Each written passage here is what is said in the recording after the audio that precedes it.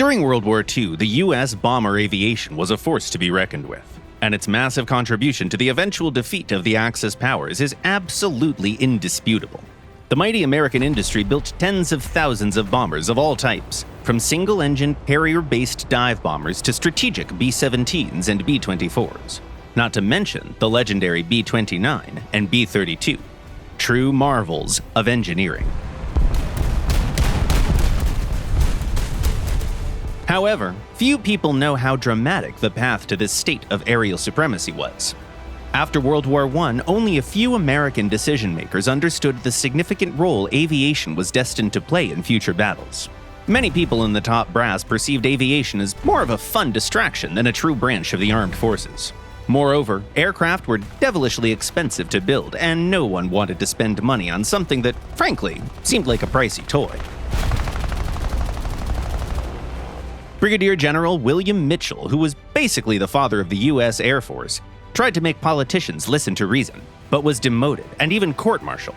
Neither the Italian doctrine of air power, proposed by Douhet, nor the famous transatlantic flight by Charles Lindbergh, which clearly demonstrated that soon the Atlantic would not provide any safety to the U.S., gained enough recognition.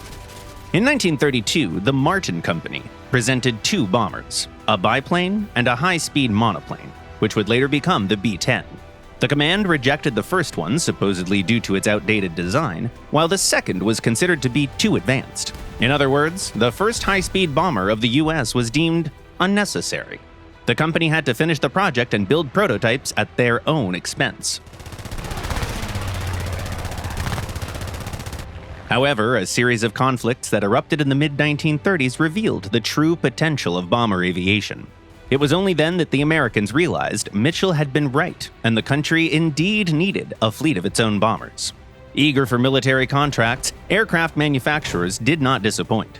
The first relatively modern aircraft to enter the service were the Martin B-10, which finally went into serial production, and the Douglas B-18, a bomber that could be converted into a transport aircraft. Yes, the military were still stubbornly trying to have an aircraft that would do both. Meanwhile, a long-standing debate about whether a bomber should be fitted with 2 or 4 engines finally concluded. As it turned out, both options were absolutely valid.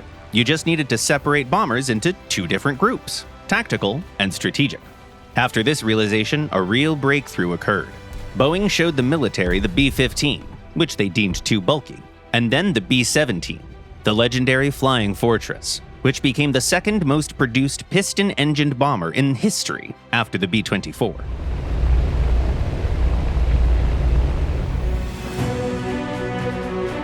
On the tactical side, the designer duo of Northrop and Heinemann gave the U.S. the excellent Douglas DB-7, which also became a significant milestone in aviation history.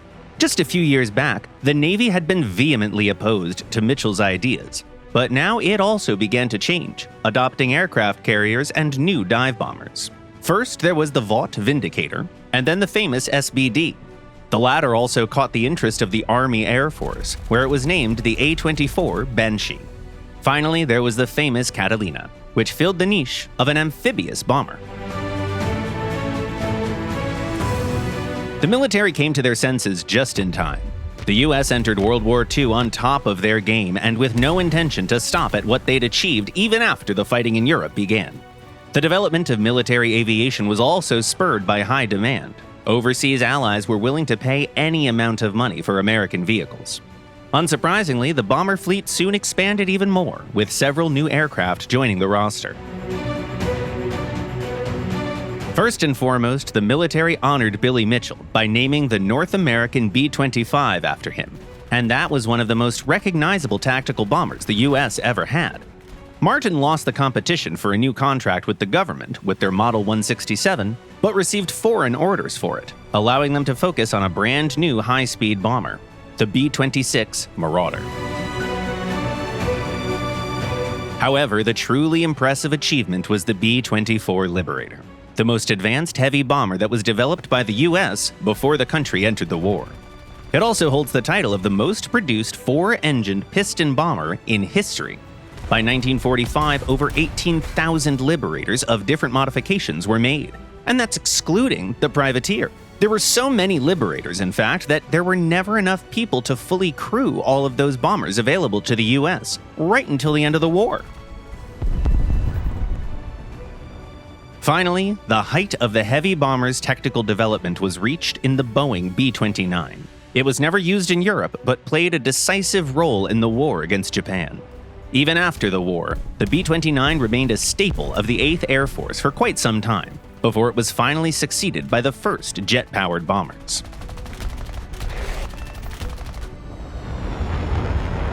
As a result, by the end of the Second World War, 2/3 of all bombers on the planet were built by the US. The American aircraft industry turned into an industrial behemoth of unprecedented size, making the country an undisputed king of bomber aircraft. A new era was starting, though, the era of the jet engine, with new rules and new developments. But that's a story for another time.